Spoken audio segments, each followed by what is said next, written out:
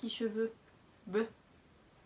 Hey, j'espère que vous allez bien. On se retrouve aujourd'hui dans une vidéo où je vais vous partager mes séries du moment sur Netflix. Alors dans les séries que je vais vous présenter, il y en a qui ont été produites par Netflix, qui sont originales de Netflix, mais il y en a qui sont disponibles sur la plateforme mais qui n'ont pas été produites par eux, mais bon... Malgré tout, tant qu'elles sont disponibles dessus, c'est le principal. Alors pour cette vidéo, vu qu'on parle de Netflix, on dit souvent que c'est Netflix and chill, donc tranquille. Je me suis posée avec mon petit plaid tout doux, qui évidemment est aux couleurs de Netflix rouge, sinon ce serait pas drôle. Et donc, mettez-vous à l'aise, prenez une boisson, de quoi manger, et on est parti pour les séries que je regarde pour le moment sur Netflix. C'est parti! La première série que je vais vous présenter est une série indémodable que tout le monde a littéralement entendu parler. Cette série, évidemment, c'est Riverdale. Riverdale, c'est quoi? C'est la vie de 4 adolescents de Betty, Archie, Veronica et Jughead qui vivent dans la ville de Riverdale. Un beau matin, on retrouve le corps de Jason Blossom au bord de la rivière de Sweetwater River. Jason, c'est le frère de Cheryl, la fameuse rousse de la série. Et donc, au fur et à mesure de la saison 1, on va suivre un peu les aventures de ces 4 adolescents et on va essayer de découvrir ce qui est arrivé à Jason. Franchement, Riverdale, c'est une série que j'ai adorée, surtout parce que l'un des personnages de la série est sûrement un personnage que vous avez connu quand vous étiez petit si vous regardiez La Fille de Palace de Zack et Cody. Mais donc si vous ne l'avez pas encore deviné, Jughead. Jughead, c'est bon, c'est mon personnage préféré de la série. C'est les cheveux en noir, il est divin. Franchement, il est beaucoup trop beau, les gars. Qui trouve Jughead trop beau à part moi? S'il vous plaît, ne me laissez pas toute seule. La deuxième série que je vais vous présenter, c'est Elite. Elite, elle a fait un petit carton récemment parce que la nouvelle saison est sortie. Et évidemment, je n'attends qu'une chose, c'est d'avoir la saison 3, puisque j'ai englouti littéralement la saison 2. Il faut encore déjà attendre la prochaine saison. Mais elle sort cette année. Et donc, Elite, qu'est-ce que c'est? On va suivre les personnages de la série dans le lycée de Las Encinas. Donc c'est vraiment un lycée huppé et populaire en Espagne. Et donc il y a 3 petits étudiants de la classe moyenne, Christian, Nadia et Samuel, qui débarquent à Las Encinas, clairement dans la jungle, entourés de petits bourges qui ne vont pas se cacher qu'ils ont de l'argent. Et aussi pendant la saison 1 d'Elite, on va suivre ce qui est arrivé à Marina. Marina qu'on a retrouvée morte au bord de la piscine du lycée. Et donc au fur et à mesure de la saison, on va essayer de découvrir ce qui est arrivé à Marina. On va essayer de trouver qui est le coupable et voir un peu ce qui s'est passé lors du moment de l'arrivée des 3 boursiers, leur rencontre avec les élèves de Las Encinas. On va voir un peu comment ils se sont intégrés dans ce nouveau lycée qui est franchement différent de ceux qu'ils ont connus, on va pas se cacher. Franchement, cette série, je vous la recommande. Franchement, je l'ai surkiffée. C'est vraiment ma série que j'ai recommencé. Franchement, quand la saison 2 est sortie, j'ai regardé la saison 2 et je suis repartie sur la saison 1 parce que la saison 2 m'a mis sur ma faim. Je déteste quand Netflix fait ça, qu'il sort une série, un gros carton et quoi, après tu dois attendre des mois pour avoir la suite. Donc franchement, il y a de l'humour, il y a du drame, il y a de l'amour, donc du romantisme, etc. C'est franchement une série un peu complète si vous voulez un bouleversement d'émotions. Mais franchement, cette série, je vous la recommande, elle est au top. La série numéro 3 que je vais vous présenter est une série axée humour, une série où j'ai pouffé de rire du début jusqu'à la fin. Cette série, c'est Insatiable. Insatiable, on va suivre la vie de l'adolescente qui s'appelle Patty, qui depuis son enfance reçoit des critiques sur son physique, sur son corps. Et Patty, elle ne rêve que d'une chose, c'est de vengeance.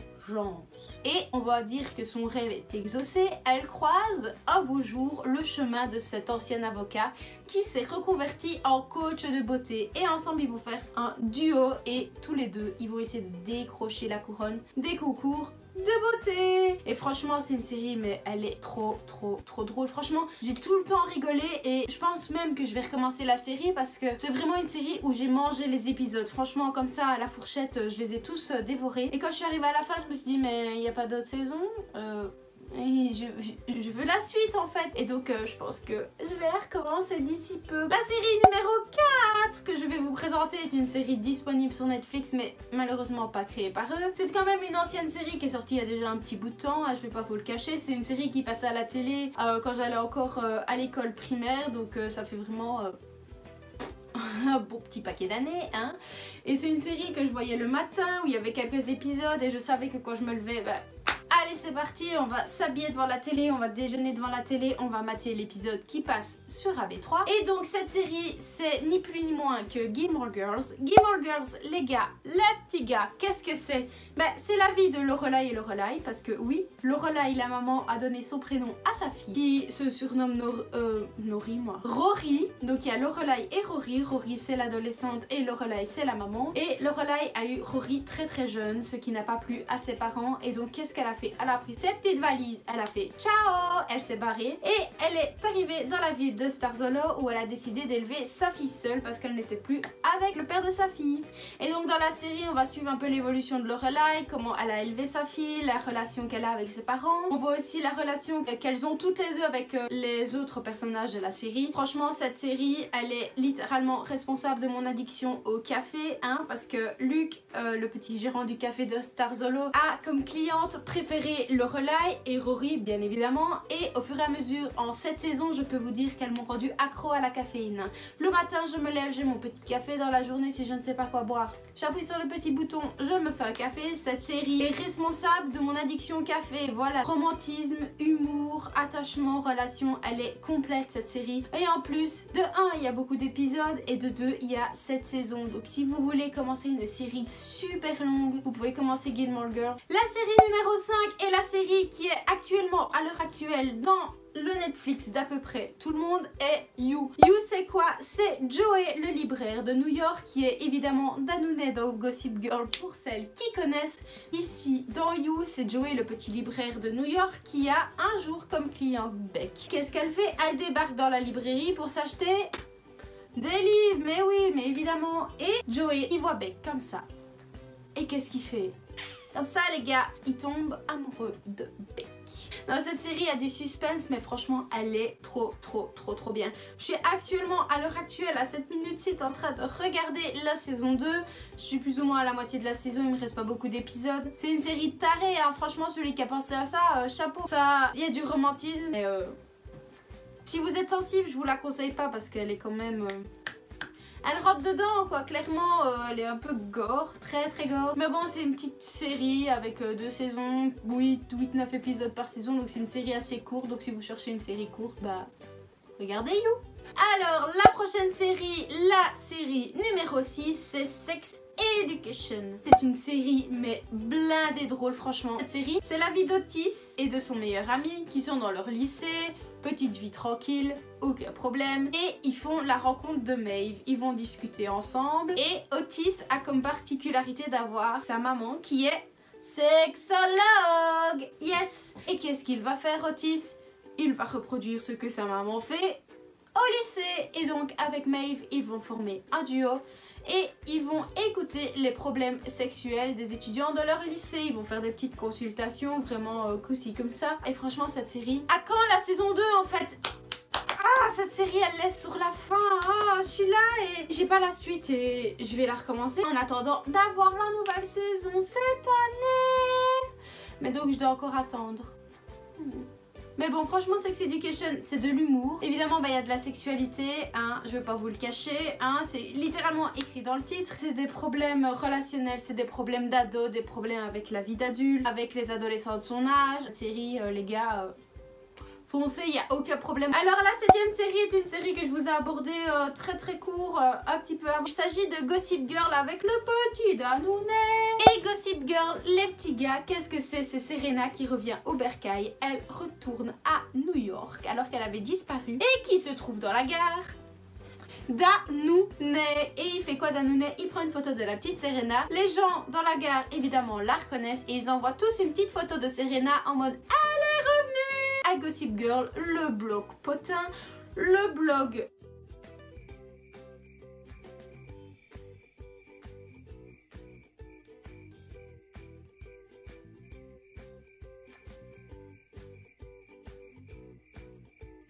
monde envoie les petits trucs croustillants, surtout ce qui concerne les petits bourges de New York, sinon ce serait pas drôle. Et donc cette série, il y a Dan, il y a Serena, Blair, Nate, Chuck, etc.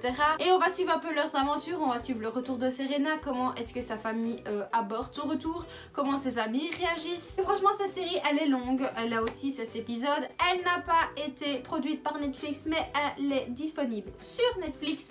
Et franchement cette série, vous devez la regarder pour la comprendre. Je ne peux pas vous expliquer à quel point j'aime cette série, c'est vraiment ma série d'amour. Mais cette série c'est vraiment celle, je me dis si je sais pas quoi regarder je la recommence parce que la série je la dévore, même s'il y a 7 épisodes, croyez-moi bien qu'en une semaine je l'ai terminée la série. La 7e série est Dynasty. Pour ceux qui ne connaissent pas Dynasty, c'est une série dont j'attends la prochaine saison.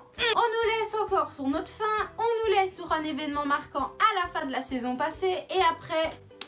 démerde-toi, on ne te donne pas la suite. Moi je suis pas d'accord, j'attends qu'une chose, c'est que la suite sorte, je veux savoir ce qui s'est passé. Mais en tout cas, Dynasty, qu'est-ce que c'est? C'est la famille Carrington, vraiment la famille la plus riche, qui a son entreprise et Fallon revient à la maison pour prendre sa place de PDG. Sauf que quand elle rentre chez elle, elle se rend compte que la place est prise parce que son père a une nouvelle copine.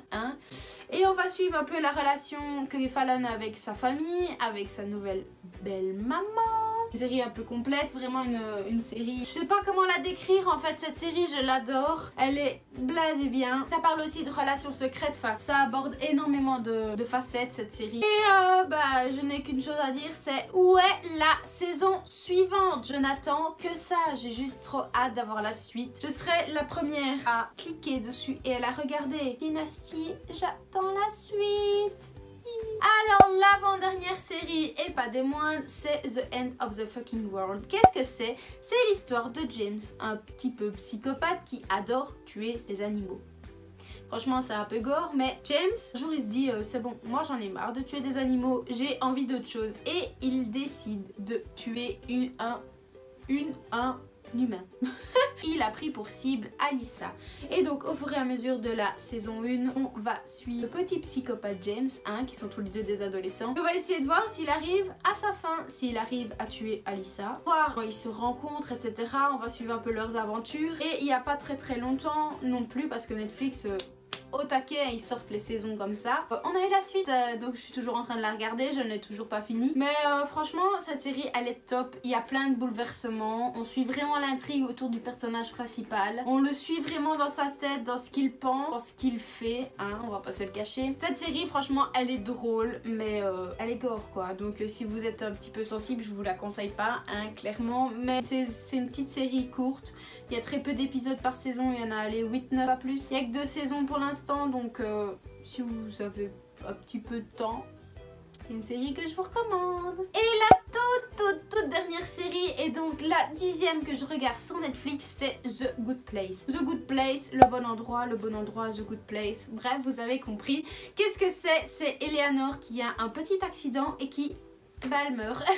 Elle décède et elle va où? Au bon endroit. Se fait accueillir comme une reine. On lui explique où elle est arrivée. On lui présente le bon endroit, les personnes qui y sont, etc. On lui présente sa maison, un peu l'aventure d'Eleanor à son arrivée au bon endroit. Sauf que tout ne se passe jamais comme prévu. Elle va pas arriver au bon endroit et tchic-tchac, elle va faire sa vie. Sinon, ce serait pas drôle. Et tout n'est pas si bien au bon endroit. C'est la seule chose que je peux vous dire, c'est que le bon endroit n'est pas si bien. Et donc, c'est vraiment une série qu'il faut que je recontinue. Une série courte. Il y a de l'humour. Franchement, cette série, elle est drôle et captivante. C'est vraiment une série que je vous recommande. Franchement, moi, je l'ai adorée. Et vu qu'elle est courte, elle prend pas beaucoup de temps à regarder. Voilà. Bon, et bien voilà, j'ai fait le tour de mon petit classement de mes séries que je regarde pour le moment sur Netflix. J'espère que je vous aurai fait découvrir des nouvelles séries. J'espère que je vous aurai donné envie de regarder une nouvelle ou de recommencer celle que vous aviez déjà vue. N'hésitez pas à me le dire dans les commentaires. Je viens de commencer ma chaîne YouTube. Je suis vraiment toute nouvelle sur la plateforme, donc n'hésitez pas à vous abonner, à mettre un petit j'aime en bas de la vidéo. N'hésitez pas aussi à me laisser un commentaire constructif, ça me ferait super plaisir. En tout cas, moi je vous fais de gros bisous et je vous dis à la prochaine dans une toute nouvelle vidéo. Ciao!